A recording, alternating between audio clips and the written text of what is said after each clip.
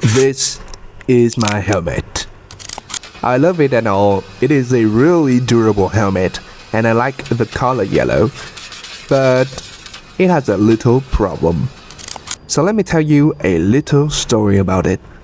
Let's call this Linh, a very common name for a Vietnamese girl. She's my classmate, and this is me. One day, I was at this parking lot, waiting for my friend. Linh saw me and was like, "Oh wow, I never knew you were a bee delivery guy." She was saying that as she looked at my helmet. Now, there's nothing wrong or to be ashamed of working as a delivery guy to make extra money when you are still a college student. Even her boyfriend is a grab bike guy. But as an artist, I cannot let that slide. So in that moment, I had a brilliant idea. To customize my own helmet. Well, yeah, you could clearly see that in the title and the thumbnail of this video. Yeah, duh, that's kind of the whole point of this video. Yeah. Oh, anyway, let's just get into the video. First of all, I will need to sand off the previous paint of it. And little did I know, it would be such a pain in the ass. Cause it took me several tries and several kind of sanding equipment to be able to get it this smooth. Now, I am left with a real smooth helmet. And a mess, of course. I was just thinking, maybe you guys are wondering how I got the helmet in the first place. So here goes another little story. The first 2 years of college, I was living in a dormitory right inside of the campus. So there was no reason for me to own a personal vehicle. Until the first half of third year of college, I was kicked out. Alongside with other roommates cause we disobeyed some rules, don't ask why. So this is my very first electric bike I own ever since I moved to Hanoi. And this is the helmet which goes along with it as a gift. But its lock was kind of fragile. It broke and now I need a new one. So I sneak around to my landlord's house front and I saw it. It was fucking dusty, but it was perfect. Yes. So now I'm just gonna borrow it and never give it back. Yeah, man, I'm an asshole, okay? I'm using one of the most basic and iconic color palette, so there's no way to fuck this up. Alongside with 2 less saturated shades of blue and yellow for diversity. As for black and white, self-explanatory. This helmet is from a motorbike taxi driver who used to live here. In fact, this is not the only one I found in the front yard. My little brother, he took one too since he crashed by my place while he was studying art to get into a construction university every 2 days of the weekend. So, in a way, this helmet is quite special to me, but not the first one that I custom paint. The first one is this.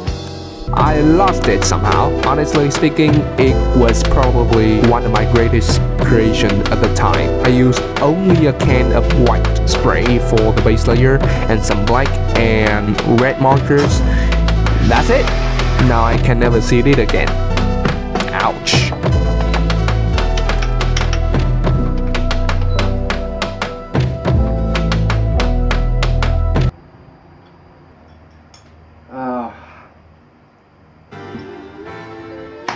It's been a really long time since the last time I have posted any video on my channel. In case none of you have noticed, I have posted a short film about an art making journey, creative sanctuary. Sorry, let me finish. The biggest lie that I told myself is that I'm not procrastinating, I am building a story, which is why the gap between each video supposedly like 3 months or 6 months, something like that.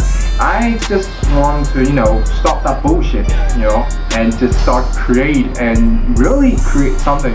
Or somewhere around March, which is 3 months ago, I started a project on TikTok, which is called 1 Mil Project, where I was invested $1 million to create art. And now I have all the supplies I need. And I think it's a good time to come back to YouTube and just start create and do what I love. What better way to do that than to customize my own helmet? it has been looking so good so far. I have a shit ton of fun experimenting techniques. It's turning out quite Aussie. By the way, I'm having a reunion coffee hangout with my old co-worker. I need to use my bike, which means I need to use my helmet, but the paint is still wet right here. So see you guys tomorrow. Yeah.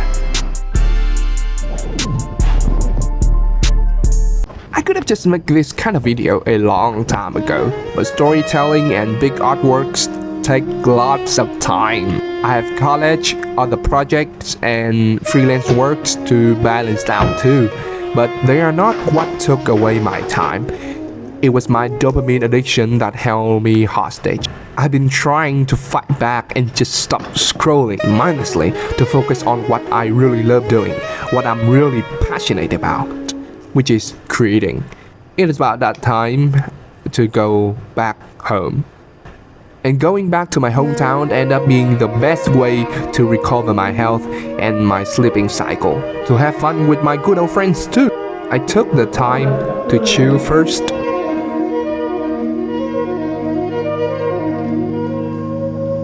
Then continue working on it on day 10. I'm just really happy and grateful to have my siblings enjoy what I do too. You know, my sister, she liked drawing too, which is really happy, very emotional to talk about.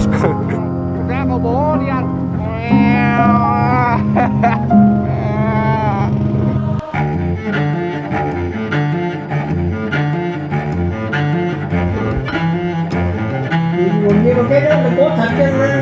Cháu hỏi là ông tìm hiểu chưa?